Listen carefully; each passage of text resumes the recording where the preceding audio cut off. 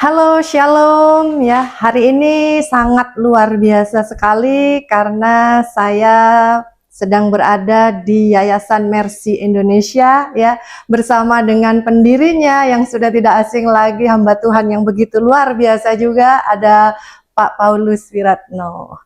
Apa kabar Pak Paulus? Luar biasa. Oh, mantap. Amin. Ya. Senang sekali ya bisa berjumpa ini dengan Pak Paulus ya. Boleh sedikit bertanya-tanya ya Pak? Ya.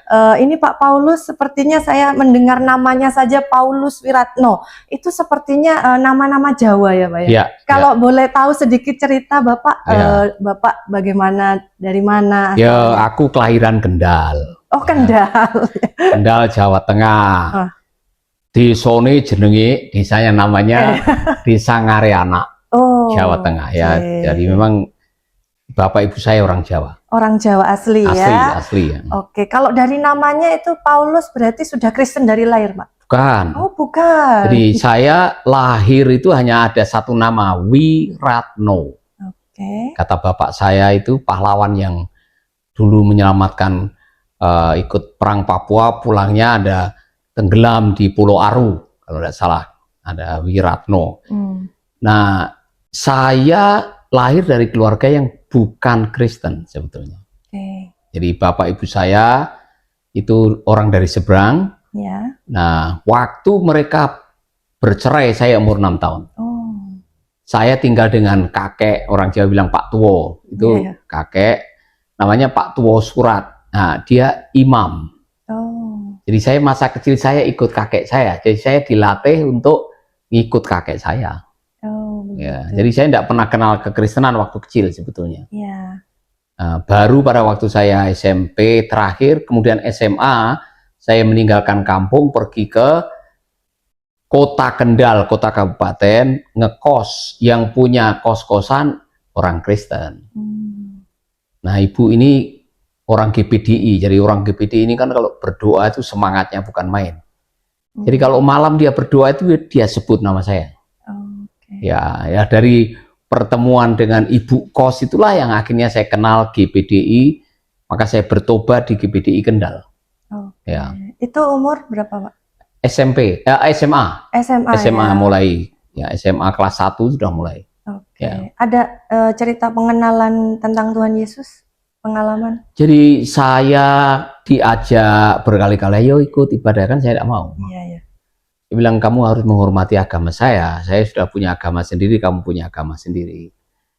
Tapi ada teman saya yang bawa traktat dan suka nyeritain mengenai Yesus dan sebagainya.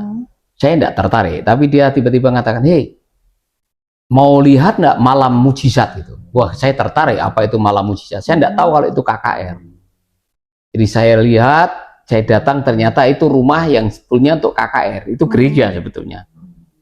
Dari situlah saya lihat, kok benar ada orang didoakan, tiba-tiba langsung sembuh, padahal dia duduk di kursi roda. Wah, saya bilang, pasti ada sesuatu yang lebih mengenai Yesus. Kan saya bilang, selama ini saya hanya dilatih, dia hanya seorang nabi. Tapi kok dia bisa menyembuhkan luar biasa. Nah, akhirnya saya bilang saya mau datang lagi besok. Malam ketiga itu saya duduk di belakang, paling belakang sendiri. Kok saya nangis gitu. Saya tidak tahu kenapa saya nangis, tapi saya merasa ada damai. Nah, yang membawa traktat yang menginjili saya ini SMA, kakak SMA yang bilang, di dalam Yesus kamu dapat jaminan keselamatan. Mungkin itu yang membuat saya akhirnya percaya gitu. Bahwa di dalam Yesus kita tidak perlu harus berusaha mendapatkan keselamatan dengan kebaikan, tapi dia sudah mati di kayu salib buat kita. Itu yang membuat saya pikirannya langsung 180 derajat berubah. Memang benar kalau mau direnung-renungkan, sebaik-baiknya orang pasti ada kesalahannya. Gitu. Jadi akhirnya saya terima Yesus lah. Waktu dibaptis saya pakai nama Paulus. Oke, mantap. Tapi waktu itu tidak ada pertentangan dari keluarga ya Pak? Ada dari teman-teman di kampung, terutama dari kakek saya. Kakek saya kan malu. Jadi Ya ibaratnya ada aniaya kecil-kecilan lah. Selalu ya, Ya, ikut Yesus ya. harus pikul salib. Ya, ya. Saya melihat ya pelayanan Bapak ini sungguh luar biasa, dari hari ke hari Tuhan semakin tambah-tambahkan ya dengan adanya Mercy Indonesia ini. Apa yang mendasari Bapak membangun pelayanan yang luar biasa ini? Jadi saya baru merenung juga sebetulnya. Ternyata pengalaman masa lalu itu tidak ada yang sia-sia. Ada kaitannya dengan pengalaman masa kini dan masa depan. Ini contoh. Umur 6 tahun saya ditinggal minggat bapak saya. Jadi bapak saya minggat ke Sumatera, ibu saya nikah lagi dengan pria anak 3. Saya tidak cocok tinggal dengan ibu saya. Karena tengkar sama saudara tiri kan. Akhirnya saya hidup dari tetangga ke tetangga. Orang Jawa bilang keleleran. Jadi siapa yang ngasih makan, disitulah saya hidup. Jadi saya tidak merasakan pembapaan di masa kecil. Suka dibullying, kadang-kadang dihina, dipojokkan. Apalagi bapak saya ini punya masa lalu yang jadi stigma buruk, PKI. Jadi kadang-kadang saya dipoyoi atau dipojokkan sama teman-teman, anak PKI, anak PKI. Jadi saya merasa seperti ditolak, disisihkan, dibullying. Ternyata itu adalah bagian dari proses, sehingga waktu saya tinggal di pengungsian di Ambon tahun 2000, saya lihat anak-anak yang ditinggal ayahnya karena perang ya, meninggal, tinggal di pengungsian, tidak ada siapa-siapa. Saya mulai tergerak. Wah, saya ingin menyelamatkan anak-anak ini gitu. Nah, dari situlah waktu saya pindah ke Bali, ditelepon oleh Depsos, ditelepon oleh rumah sakit, ada bayi terlantar, bisa enggak menampung. Ada wanita yang mau diberangkatkan jadi TKW, belum apa-apa sudah dihamili, anaknya ditinggal di rumah sakit Udayana, kembar lagi. Dari situlah saya mulai dengan istri, ya mungkin ini panggilan Tuhan buat kita. Walaupun tidak punya uang, tidak ada pelayanan waktu itu, tapi kami mulai menyelamatkan anak-anak. Dari situlah lahir Yayasan Mercy, karena selama 2 tahun kami menyelamatkan 16 bayi. The Mercy ini dari tahun berapa Pak? Tahun 2000. Mulai, jadi sudah 25 tahun sekarang. Waduh, mantap. Saya juga dengar kalau The Mercy ini juga melayani untuk pembangunan gereja-gereja di daerah ya Pak ya? Iya. Dan saya juga lihat kontennya Pak Paulus, wah luar biasa, bantu hamba-hamba Tuhan, pembangunan rumah-rumah di daerah ya Pak ya? Iya. Ya.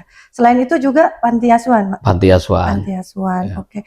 Kalau kita bicara enak-enaknya ya ada lah ya gitu ya, kita bisa berbagi, melayani banyak orang. Nggak enaknya apa Pak? Nggak enaknya ya kalau lagi musim supportnya paceklik istilahnya, ya kan yayasan berdasarkan iman ini kan naik turun. Ya, contoh waktu musim COVID-19 ini kan donaturnya turun drastis. Ya otomatis saya bilang sama staf, mohon maaf nggak bisa bayar full time, didiskon 50%. Ya kan, daripada dirumahkan, mau nggak dibayar 50%? Mau. Anak-anak juga makan apa adanya, panti-panti semua harus serba sederhana, apa adanya. Ya, musim seperti itu kita lewatilah. Musim kedua, musim yang kadang-kadang namanya orang ya, kita ini sudah berbuat baik, tidak semua orang memandang itu baik gitu. Ini contoh, kita menyelamatkan 7 anak dari pengungsian di Atapupu, di Atambua ya, di perbatasan.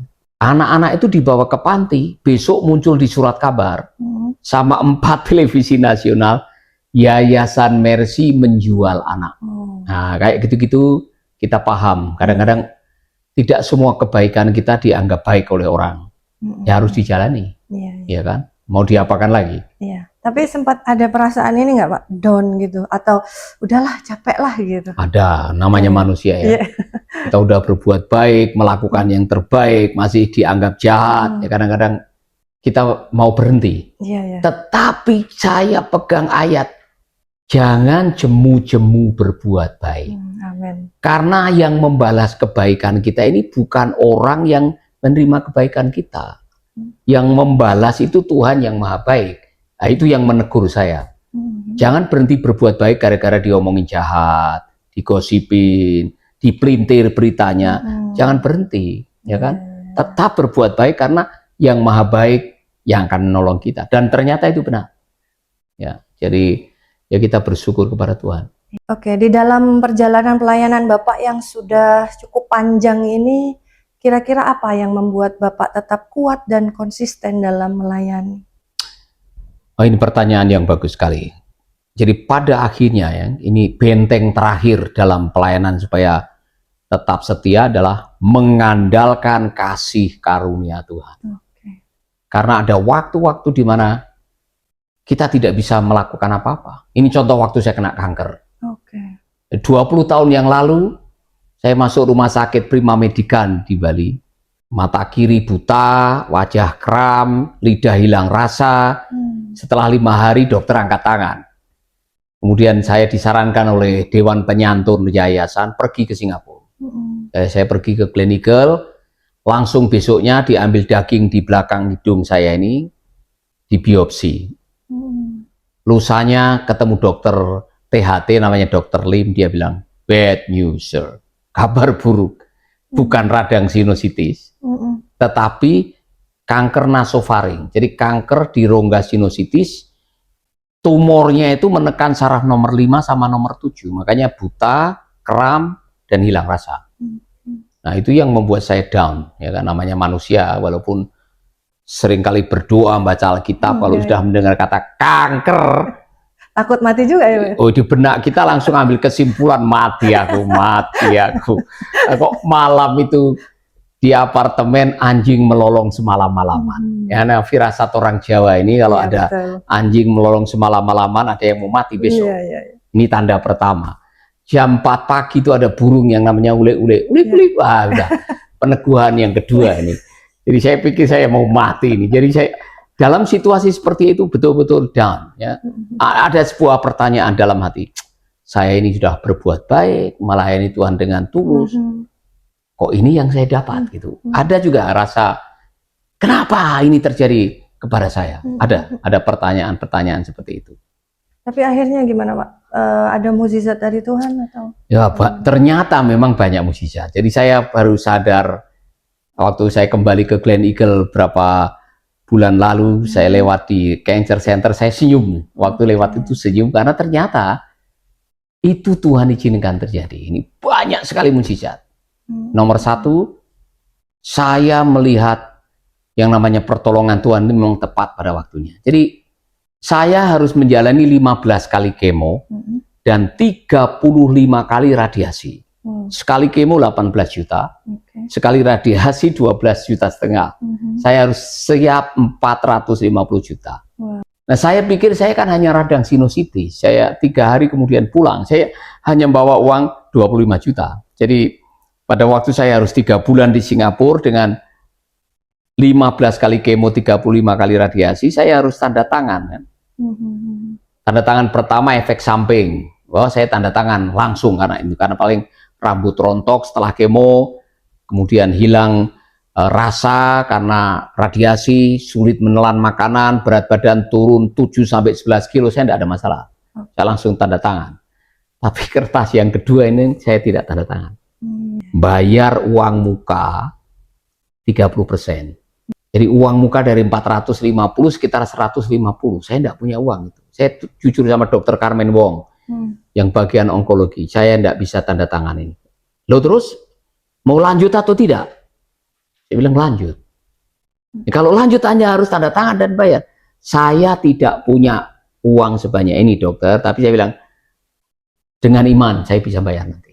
Oh di sini tidak ada yang bayar pakai iman. Ya jadi akhirnya dia penasaran. Anda ini pekerjaannya apa? Dokter Carmen Wong itu bagian onkologi yang cukup terkenal di situ. Saya pendeta. Kemudian dia tanya, ceritakan pelayanan Anda seperti apa? Saya ceritakan ada 12 panti asuhan, 54 stasiun radio, pelayanan untuk para hamba Tuhan, sekolah, perintisan, macam-macam. Kemudian dia ngomong gini, tunggu saya di sini ya. Saya makan sebentar. Dia keluar makan. Saya sama istri di kantornya dia nih. Saya gandeng tangan istri, saya sudah tidak bisa ngomong. Ya, sudah down sekali. Hanya nangis saja. Tapi saya ingat apa yang Tuhan tuliskan di di dalam Mazmur pasal 41. Saya ingat, berbahagialah orang yang menolong orang yang lemah. Orang itu akan diliputkan dari malapetaka, musuh-musuhnya dibuat tidak berdaya. Kemudian ada kalimat, ketika kamu sakit, aku akan menjadi perawat pribadimu. Artinya ada janji Tuhan menolong saya. Akhirnya kami gandeng tangan, berdoa. Sementara kami sedang berdoa, Dr. Carmen Wong datang. Dia langsung panggil saya pastor. Dia nyalami saya, pastor, Anda gratis, tidak perlu bayar kemo, tidak perlu bayar radiasi. Luar biasa. Jadi saya melihat mujizat. Jadi ternyata tantangan itu adalah jembatan menuju mujizat. Jadi saya alami sendiri. Waktu kita menghadapi krisis, tantangan, tidak usah takut. Ada yang bilang krisis dengan mujizat itu jaraknya satu rambut aja, dekat aja. Yang kedua, saya melihat dalam situasi krisis, saya tahu siapa kawan, siapa lawan. Jadi ini bukti dari iman ya, Pak? Iya. Jadi maksudnya waktu engkau terpuruk, tidak bisa berbuat apa-apa, kau tahu siapa yang datang, kau tahu siapa yang nyukur, syukur, itu ada. Betul. Jadi kalau enak-enaknya aja oh banyak teman ya, ya. Kalau semua enak, masih ada banyak pada yang datang dengan kita, memuji kita, nah, itu semua orang bisa. Tapi pada waktu kita sedang krisis, tidak punya apa-apa, masih ada yang datang, teman dari Amerika terbang 24 jam, New Zealand, Sydney, Jakarta, hanya duduk untuk mendoakan saya bilang, wah ini luar biasa. Teman-teman yang luar biasa. Dan yang pelajaran ketiga ini yang saya mau sampaikan kepada Anda semuanya. Orang baru menghargai hidup kalau sudah sekarat mau mati biasanya. Iya, betul. Dan itu terjadi pada saya. Ketika dokter bilang bad news, kemudian sudah dengar suara anjing melolong, saya baru tahu apa yang penting dalam hidup. Ternyata bukan pelayanan. Apa, Pak? Istri dan anak-anak kita. Keluarga ya. Ya, aset paling berharga dalam hidup kita adalah anak dan istri kita atau pasangan hidup kita. Jadi saya bilang, saya bertobat. Di saat-saat itu saya bilang, prioritas saya berubah. Apa yang penting dalam hidup, itu muncul ketika kita mau kehilangan hidup. Dan dulu Pak Paulus ini sempat botak gitu ya. Ya. Itu karena penyakit berarti ya, Pak? Ya, jadi kemo yang ketiga, itu kan sudah di efek samping saya sudah sepakat. Setelah kemo itu rambut rontok. Makanya saya rambut rontok, pelontos, tidak ada satupun rambut yang nempel di badan. Jadi untuk bertahun-tahun untuk bisa pulih itu. Makanya dulu kan saya gundul. Oke. Ya. Itu berapa tahun, Pak? Waduh, lama sekali. Mungkin ada 18-17 tahun saya gundul pelontos tuh. Saya biarin kok, wah tumbuh lagi. Ternyata udah keren. Ya tumbuh lagi. Banyak teman-teman pendeta yang penasaran, Pak tanam rambut di mana katanya. Termasuk Pak Arif ini. Ya waduh, Anda lahir baru katanya. Luar biasa. Iya. Terus untuk saat ini Bapak ini di gereja mana, Pak? Pelayanannya? Nah sekarang saya setelah sakit itu saya sudah tidak mengembalakan lagi. Dan dengan yayasan ini, karena saya harus bekerja sama dengan semua denominasi, saya khotbahnya di lintas denominasi. Jadi saya tidak pegang jemaat. Ya, jadi saya memimpin yayasan yang berjejaring dengan banyak gereja. Oke, dan untuk selanjutnya ini Pak, kira-kira apa rencana Bapak ke depan untuk pelayanannya? Ya, jadi saya masih punya hati, prioritas utama adalah menjangkut jiwa-jiwa. Melalui radio, melalui sekolah misi, melalui pelatihan-pelatihan, itu prioritas utama. Tapi yang kedua adalah pelayanan sosial ya. Pelayanan sosial itu menyantuni anak yatim, masih memperbaiki rumah-rumah yatim yang ada. Sekarang kita ada 12 panti asuhan. Kemudian baru saja, mungkin 2-3 tahun yang lalu, kita menambah pelayanan di Bali, yaitu rumah lansia. Ternyata di Bali itu ada 10.000 lansia terlantar yang perlu ditolong. Jadi kita sudah ada rumah lansia, walaupun belum selesai semua kamarnya, sekarang sudah ada 27 lansia di Baluk, Jembrana ya. Kemudian akhir-akhir ini saya terbeban sekali untuk lihat dan untuk menolong hamba-hamba Tuhan di pedesaan. Karena ketika saya berada di NTT atau Sumba atau Soe, kemudian saya ketemu dengan hamba Tuhan, saya tanya nih, jujur dengan saya ya, berapa persembahan hari Minggu? Wah, waktu saya mendengar kaget saya. Ada yang bilang begini, kalau ada Pak, kalau ada 20.000. Ada yang bilang, kalau ada 50.000. Itu paling banyak katanya. Waduh, saya langsung berbes mili, orang saya bilang, saya menangis kok. Ada orang yang setia ya. Dan saya lihat rumahnya kayak kandang ayam, gerejanya kayak kandang ayam. Bukan saya menghina, tapi memang kenyataannya seperti itu. Maka lahirlah sebuah niat, wah saya pengen bangun gereja-gereja di pedesaan. Dan dengan pertolongan Tuhan, sudah 9 tahun ini kita membantu 70 gereja yang kita bantu. 70 gereja yang kita bangun, 4 sedang dalam proses dibangun. Mungkin ada 6 rumah hamba Tuhan yang sudah kita bangun. Nah itu yang menjadi prioritas ke depan nanti. Untuk tolong mereka. Nah terakhir ini mimpi saya ya. Kalau tanya mengenai apa lagi. Saya pengen membangun rumah lansia untuk para hamba Tuhan.